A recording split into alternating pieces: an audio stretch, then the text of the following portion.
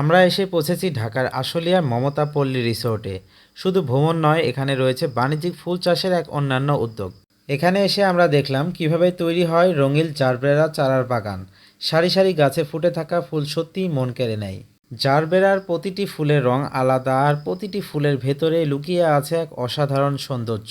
এখানকার দক্ষ কর্মীরা পুরনো গাছের গোড়া থেকে সাকার আলাদা করে নতুন চারা তৈরি করছে।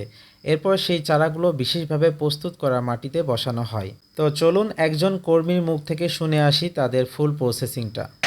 জারবারা, ওই জারবারা ছাড়াও ওই একই সিস্টেমই। ওই মিডিয়া জাল দেওয়া লাগবে, জাল দিয়ে তারপরে ঢালা লাগবে, ঢেলে এই বোতল সহ আবার হিট করা লাগে।